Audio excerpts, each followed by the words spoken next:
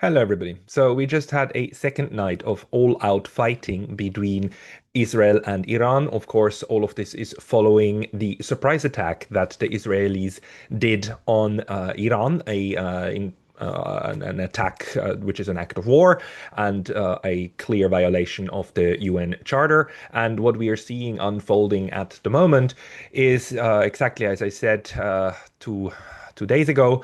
The Europeans are basically all repeating the mantra that Israel has the right to defend itself, with which by now they mean that Israel can basically do whatever it wants. And the Europeans are currently calling on all parties to stand down, which is of course a joke because the Israel already from the very beginning said that this is going to be a multi-day and probably multiple week assault on Iran, and this is not going to be done in just one day. So currently calling on all parties to stand down is basically a call for Iran to surrender. This is not what they are doing. Iran actually is firing back, and don't get me wrong, I find all of this horrible. It's an utterly despicable situation. But it's a despicable situation which, once again, was started a chain of violence that was started by Israel. And now Israel is actually getting hit pretty hard as well. Although in Iran, too, we see that the air defenses of both countries are not able to intercept the projectiles and the implements of war that are coming from the other side. So on the one hand, we get a lot of imagery. I mean, we know by now that at least 78 people have died in Iran. At least in the first day. We hear by now that another building with 60 people who died was hit in Tehran. We know that people died also in other parts of the country, but at the same time, we are also getting a lot of footage now from Tel Aviv. Iran is successfully firing a lot of rockets into Tel Aviv and is able to take out certain military infrastructure. I don't know what exactly they are. The Israelis were also firing in Iran at a oil refinery, the largest one in the region, or even the largest one in the world, actually.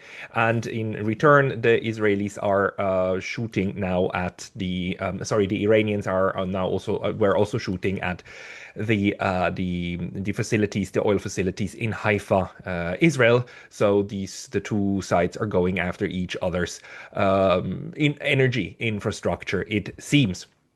What exactly is being hit will only come out over the next couple of days. But some of the video footage that is coming out also on Twitter and is verifiably now from this conflict and from Tel Aviv is really speaks a unique language. Like, I mean, the impacts here are huge. So the Iron Dome is definitely failing. I mean, we knew the Iron Dome cannot intercept a good part of the Iranian missiles from last time these strikes happened. About half a year ago, and now we see again that certainly all the hypersonic missiles are making it through. Although it must be said, the Israelis are able to intercept a good number of missiles. You can see them explode in the skies, but at the same time, a lot of them are coming through, and some of them are.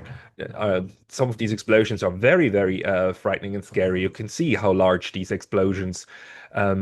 How large these explosions then are, and that Israel's defenses are not able to intercept all of those. There's also talk at the moment on the interwebs that a good part of the missiles that Iran currently is firing are actually older versions of what they still have in their stockpile in order to also force the Israelis to deplete their missile defense system and then strike through with their more modern weaponry. Although at the moment, I must tell you all, like what you read on Twitter, what you see on Twitter, and what you read in most of the newspapers and so on, all of this is being reported under the fog of war, and especially on Twitter, there's a lot of fakes. There's a lot lot of fake videos.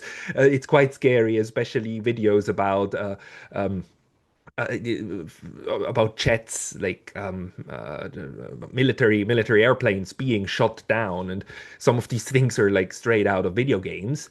And some footage is from other wars. Some footage is from Ukraine. Some footage is from previous attacks on Israel, like when Iran the last time struck Israel after Israel fired and killed people in Tehran. I mean, I must emphasize this time and again. So far, we haven't had a single time when Iran fired at Israel first. Iran always fired in response to Israel, either killing people in Tehran, assassinating people there, or assassinating and killing people in the embassy buildings of Iran in Damascus. There's countless uh, such instances in which the Israelis are forcing the Iranians to somehow react or otherwise lose escalation dominance. The point also at the moment is that if Iran stands down and stops counter striking, then Israel will just take that as a proof that Iran is weak and double down. And you see this narrative unfolding in front of our eyes, unfortunately, at the moment. I think I have it. I have it here. Let me see. Uh, this idea that is being circulated, and you see it in several Western newspapers, right? That the Israel's attack on Iran has a real chance of bringing about regime change. That the Iranians and the Americans are operating under the belief that if they do this attack on Iran well enough, then not only will they be able to seriously cripple the nuclear program, which is of course the number one reason that the Israelis are giving at the moment for their unprecedented attack, that the nuclear program is so horrible and is such an imminent threat that if they don't destroy it today, then tomorrow Israel will be annihilated with a nuclear weapon. Luckily, the wonderful Glenn Greenwald on System Update already picked that argument apart and showed that this idea that Iran is just 1 or 2 years away from a nuclear bomb is actually goes back all the way to 1984. Glenn Greenwald could show that in 1984 we've had that headline already, and ever since '84, every other year you had these alarmist reports coming out saying that Iran is just about to get the bomb, just about to get the bomb, just about to get the bomb, and Iran needs to be taken out now. So the difference this time is that now Israel got the green light, and of course it got the green light from the United States. And what was not clear until very recently, until about a day ago, is that the United States, Donald Trump was intimately involved in this, and that the something that is now currently being reported on several news sites with a lot of glee, the gleefulness with which you can read in several outlets that the Israelis and the Americans outsmarted the Iranians because the Iranians were under the belief that no attack was imminent until the nuclear talks with the United States were concluded. Because, and this is absolutely logical, and me and others, we were all working under the premise that as long as these negotiations are ongoing, the United States would not okay any kind of Israeli strikes, because the goal is still to achieve with diplomatic means the denuclearization, or a nuclear promise, right? A new nuclear deal, a new JCPOA with the Iranians, because under our mindset, and in the mindset of any kind of rational analyst, that's the best case scenario, right? You achieve with peaceful means a diplomatic breakthrough that then allows for a political reality to take root. And to political reality, most of us assumed for the United States what they wanted was that Iran commits to not having a nuclear bomb, and not only commits to it, that there is a framework agreement that then allows for the verification of that not to happen, because that's what the JCPOA was. The Joint Comprehensive Plan of Action was an international agreement that had monitoring branches and that gave access to the IAEA in order to monitor the nuclear sites of Iran, and thereby make sure that all of the enriched uranium and so on that they produced would not be able to be used for military purposes, but were purely for the civilian program, which is absolutely under the Non-Proliferation Treaty, the right of Iran, and something that also major European countries and also the US under the JCPOA didn't question, right? The right of Iran to actually have a civil nuclear program was recognized, whereas having weapons was outlawed. And the idea of most of us was that Donald Trump would want to get back to some form of that kind of deal, which he himself sabotaged back in 2018 by just leaving the JCPOA that was created under Mr. Obama. And the idea that we were operating under is that as long as these negotiations are ongoing, and as long as the peace president, Mr. Trump, then can come back to his people and say, like, I got an agreement that makes sure and is verifiable that Iran will never have a bomb, that was the goal. But now what we are finding out, and Mr. Trump actually said so much, he admitted that he was fully aware on Truth Social that the Israelis were preparing a strike, and he was also gleeful about the fact and talked about in very high praise about the successful surprise attack by Israel on Iran. That this was a good thing, and that the Iranians had it coming because he gave them 60 days, and on day 61, the Iranians, the Israelis now did their strike, and that this was purely in the court of this was all the mistake of Iran, but that he is very proud of the fact that he did this deception, right? That he led them in the belief that everything was still fine, and therefore they were not prepared. Although people knew that if the talks failed, then an attack might come, that the attack will come before the talks were even concluded. That was a surprise, and that is a real surprise. And the sixth round of talks were supposed to happen today on Sunday, right? And that's something that also in Iran, understandably, led people to believe that we are still in this diplomatic phase where a positive outcome might be achievable. Now, the Israelis clearly, utterly abused this, and they also used very dirty tactics in order to attack Iran, including smuggling drones into Iran and then launching them from inside Iran, which is exactly the same thing that Ukraine recently did in Russia, starting drones from inside Russia to attack these military bases. Now, Iran has been doing the same. I'm sorry, I constantly mix up the sites.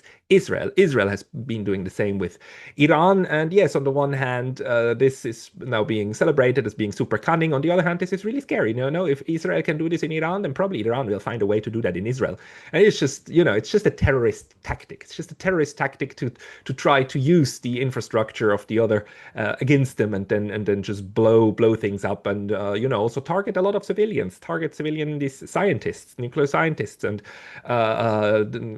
civilian infrastructure, civilian blocks. It's a terrorist strategy, and Israel, I would be very careful with being happy about this, just as Israel was very happy about the pager attacks. But again, if Israel can do this to their enemies, then their enemies will copy this kind of stuff, right? And this is just a form of escalation, and tomorrow it will hit Israel. And actually, Israel is being hit right now, and I cannot emphasize this enough, right? How this must be coming also quite as a shock to the Israelis. And let's just look at this one here for instance. How large the destruction is now that Iran is able to inflict on the capital Tel Aviv, right?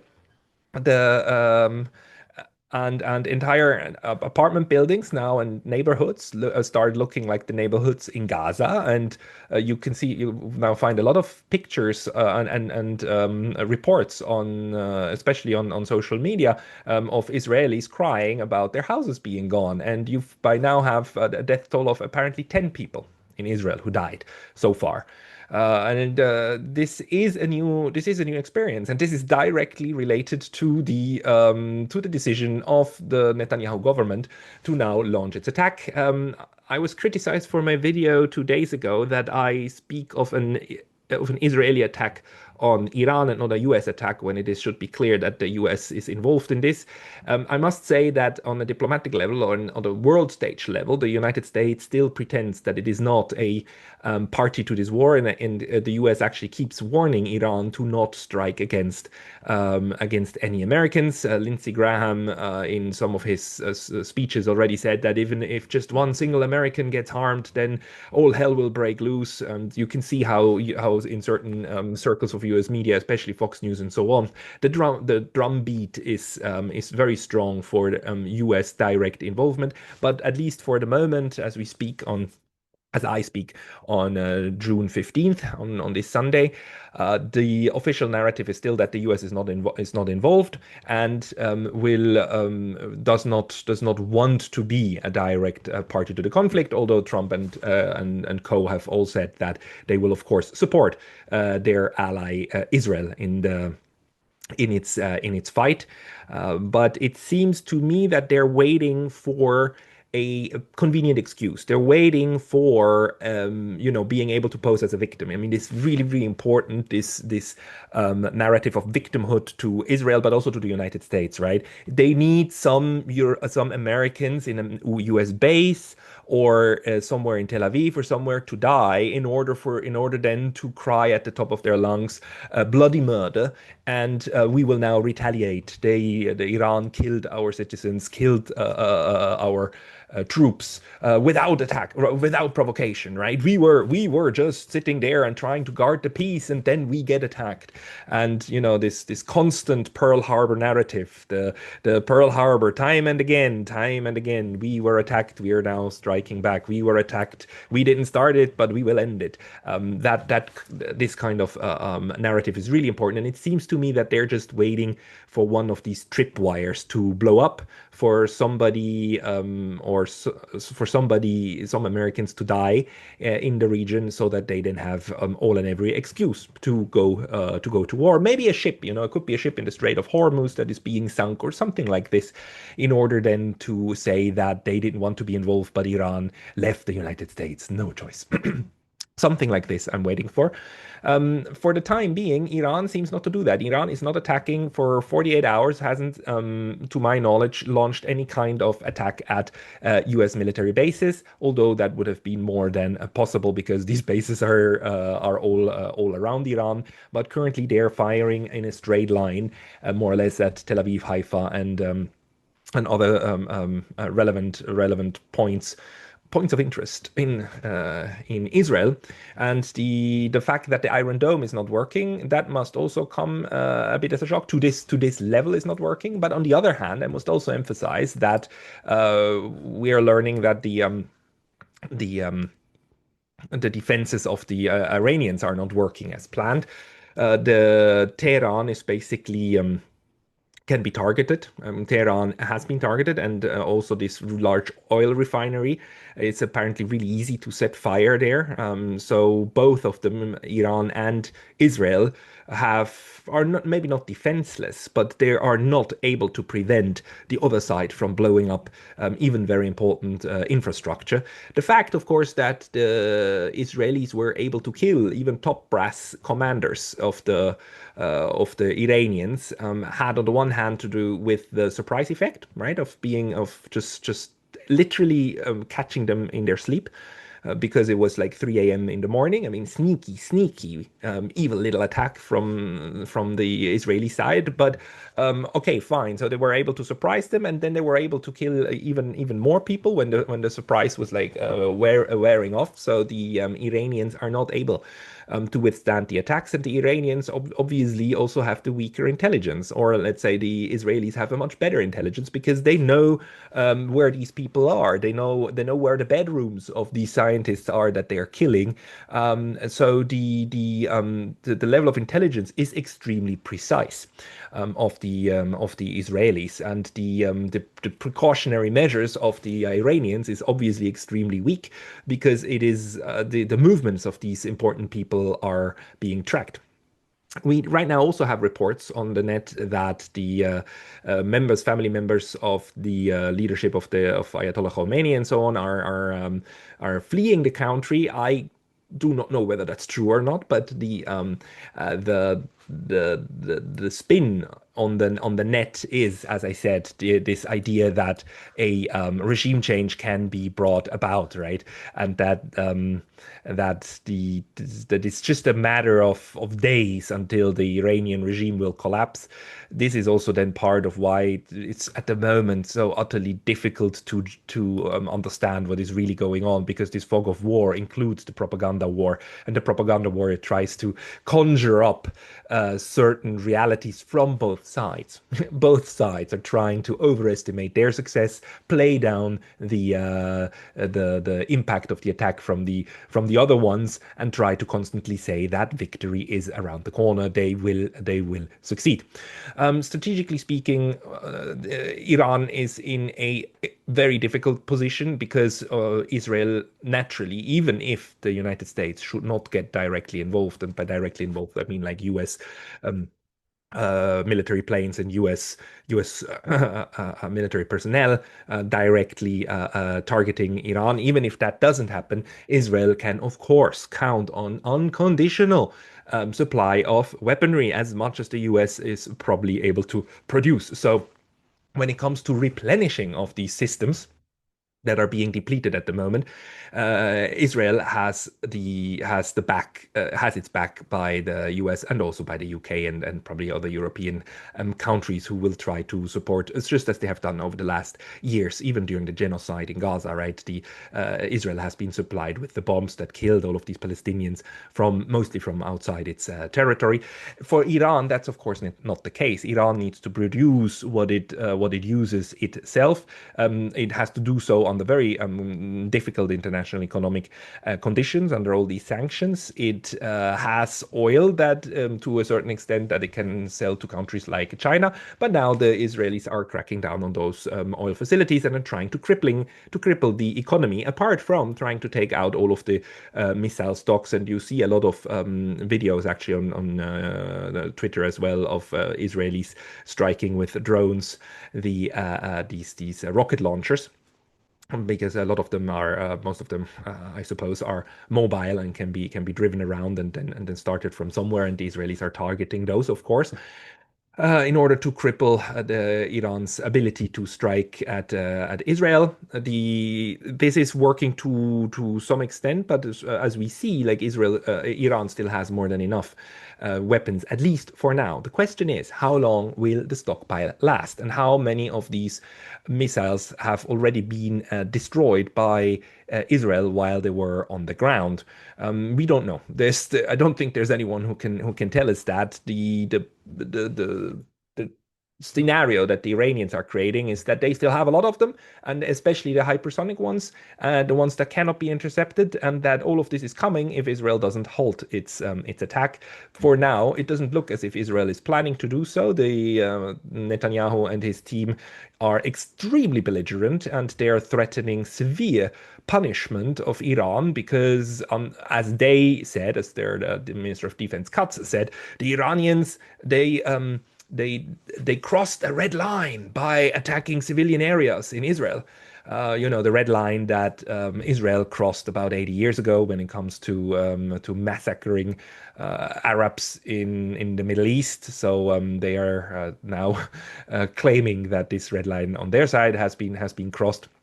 But we know that both sides can still escalate this. One thing Iran didn't do so far, for instance, is Iran did not try to target Israel's nuclear facilities. As far as I know, there are of course, these famous reactors of Israel, where also it produces some of its uranium. And to my knowledge, this has not been targeted by the Iranians. This is something they could do, but it is also clear that if they try to do that, that Israel might take this as a nuclear as an attempt of creating a nuclear fallout, and might use this as an excuse to use one of its nuclear weapons, which we know Israel has quite a few. And because we also know that Iran is unable to intercept a good number of the projectiles coming from Israel, we now know that Iran, Tehran, is also being threatened nuclearly. If Israel decides to use one of the nuclear payloads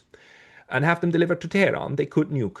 They could nuke Tehran. This is very much on the cards, I believe, and this is probably also something that is certainly going through the mind of the Israelis, and it's certainly something that's on the mind of the Iranians. And so there is still, just as in the war between Russia and Ukraine, there's still a need on both sides to somehow make sure that the other one wouldn't go to the ultimate level. Now, the ultimate level that Israel has at its availability is, of course, much higher than what Iran has. But the fact that Iran is able to strike Israel and could also strike them in places like these nuclear facilities, or might just, if the if the Israelis actually launched a nuclear strike against Iran, if they then said, "Okay, the game for us is over. This is lost. But before we go down, we just empty everything we have on the population centers in Tel Aviv and Haifa," that would be something that they could do, right? And this is something that Israel needs to prevent from happening very much, because as long as the Iranians do have military capabilities, they will pose such a threat. We also see that Israel is actually not very forthright when it comes to what's happening there. I've seen reports yesterday by this BBC reporter, and how he was showing damage done in Tel Aviv. And then very, very angry Israeli comments below that this reporter is helping the terrorists, and that distributing a terrorist narrative, that he should be kicked out of the country for that. So it seems that the Israeli side is very much aware that if too much of these pictures of parts of Tel Aviv and so on being destroyed, and the carnage that also Iran can cause spreads, that this might actually create the image that Israel is not the almighty country that it tries to portray itself as, and that maybe there's also limits to what it can do. And this pro-war narrative at the moment on both sides actually says that the victory will be ours, and the any kind of damage has to be played down. So we are in the middle of this absolute horrific tragedy. It's now clear that the Iranians have no more intention of meeting the Americans for these nuclear talks. I mean, Mr. Trump,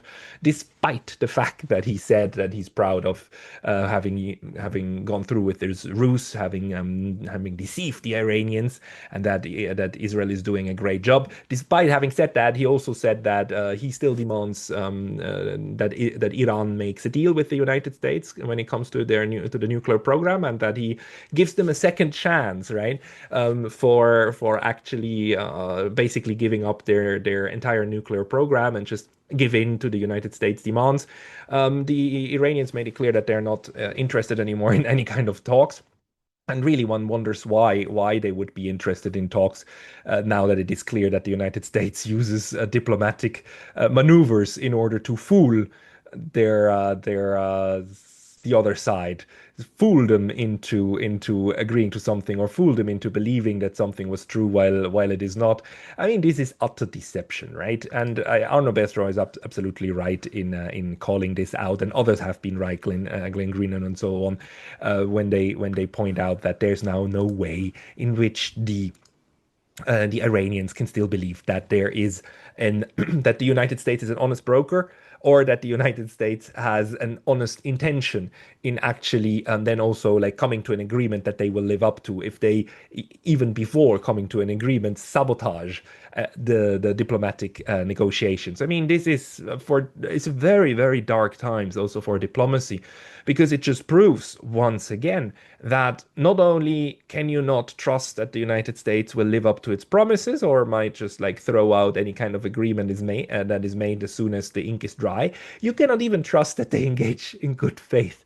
This is obviously was a very very bad faith act from the part of the United States, and doing this kind of good cop bad cop game together with Israel, pretending that there's still a negotiated outcome possible, while already having decided that you would green light the Israeli strikes on Iran is utterly unacceptable. Unacceptable. I mean, it destroys all possibility for negotiations. We also learned that there was a phone call between President Trump and President Putin about the situation in between Israel and Iran. But I really wonder, how the Russians can still deal with the United States, knowing that a lot of their diplomacy is also meant to just utterly deceive the other party and just maneuver them into a position of vulnerability. So a very very dark day for international relations. The uh, we learned that the Chinese apparently, and this seems to be confirmed, that the Chinese are saying they are supporting Tehran and in Tehran's right to defend itself and its legitimate interests. This news was also confirmed on. I mean, Wang Yi apparently really said so that they are. I mean, they're not supporting Iran in a substantial way here, but they are choosing, at least rhetorically, who they see as the aggrieved party, right? Of course, in the Security Council, we cannot expect any kind of resolution to end this, because the United States will veto all and anything that is even in the slightest way critical of Israel. So the Security Council is certainly blocked. We will see what happens on the level of the UN General Assembly. That's the organ that, because it just votes and has majority vote and there's no veto, that can actually come up with a relatively strong condemnation of Israel. But this will still take at least a couple of days until something like this is to be expected, if at all. Um, Although I do think the Iranians will, of course, use every diplomatic avenue that they have to at least show that the international community is not fine with this kind of Israeli warmongering. The question at this point, for practical purposes, however, is not on the international diplomatic scene. The question is whether or not the next couple of days are survivable to the Iranians, because despite the fact that Tel Aviv was hit, despite the fact that the Iron Dome is failing, the weaker party in this conflict is Iran, because it has less direct military support, and the danger that some of these strikes might lead to political cascades inside the country that would fulfill the wet dreams of the neocons, for regime change, or that even Ayatollah Khomeini could be killed, or the cabinet could be eradicated, and diplomatic turmoil would follow. This is a real threat. This is a real. I do believe this is a possibility, and this is of course exactly what Israel and the United States are gambling on, because they say so, that's the real goal. But if that doesn't happen, if that doesn't set in, and if Iran is actually able to transform into some form of wartime economy on wartime footing, and in which it is then also able to eliminate the strategic vulnerabilities with its own internal communication system, and make sure that the Israelis do not constantly know where their top commanders are located, and protect these people well enough while still using their infrastructure. Then, well, the Israelis will be very hard pressed, especially the longer these bombings of their own homeland is going on. We also see that in Israel itself, there's unrest now. I mean, because naturally, and of course, people are afraid there. I do not think that Israel is at the brink of any kind of internal collapse. But the longer this situation and this suffering of the population in Israel also continues, well, the higher the blowback of this entire mission, because at the end of the day, even inside Israel, people will remember that the political decision that started this came, of course, from their great leader, right? From Netanyahu. As much as they will want to blame the axis of evil and the terrorists in Tehran, that this was kicked off, this spiral of violence, and that the outcome of it now is also a burning Tel Aviv. That will certainly be something that people will remember. And again, if it takes a long time, the harder it's going to be for the Israelis to sell this as a great victory, because that's what they want to do. I mean, that's the obvious goal. Like the way that they were able to first sneak attack and then kneecap Hezbollah in Lebanon, the way that they were able to take out much, if not all, of Hamas and bomb Gaza into smithereens, the way that the Syrian government collapsed. All of these were these victories of Israel, right? These were surprising and great victories for Israel, and they now want to do the mega Syria, right, on Iran, and the idea is that, well, we can pull this off a fourth or a fifth time, and just eliminate the last great strategic rival in our neighborhood. And even if this is going to cost hundreds or millions of lives in Iran, that's obviously something that Israel is more than happy to pay. But if it will come at the cost of tens of thousands or hundreds of thousands of Israelis, well, this might look very, very different. Of course, we know that Israel will claim being the target of an extermination campaign and so on, as soon as even just a few dozen Israelis will die in this self-made hell of theirs, and will want US support, and will want all out US war with Iran. We don't know where this will go. And as we speak, as of now, if there is US and European involvement, there are talks about that there's like airplanes, like German support airplane and US support planes and so on, and US intelligence, of course, being used for all of these reports being there. At the moment, what we don't have is direct kinetic involvement of the United States or of the Europeans. If it comes to such, that would be a next terrible step of escalation, and of course the nuclear escalation ladder is also still on the horizon. There are talks that the Pakistanis actually want to support the Iranians. I cannot confirm that. There's just rumors around, but that I'm hard pressed to believe that Pakistan would actually risk military confrontation with Israel over Iran. But we don't know where support also for Iran ultimately will come from, directly or indirectly, and we don't know currently what the Russians are doing on the ground. We know the Russians are there. We know the Russians have a military base still in Syria. We know the Russians have a security agreement with Iran, and we know to Russia, Iran is a pivotal partner. And the Russian military must be in high gear right now, trying to figure out how to react to this situation and how to probably support their partner in the Middle East. But all of this is unclear. What we need to look out for is whether or not these strikes are now going to, on both sides, going to die down optimally, and we get back to some form of very uneasy truce, or if on the contrary they're going to escalate. Only time will tell. Sad situation, but thank you for your attention.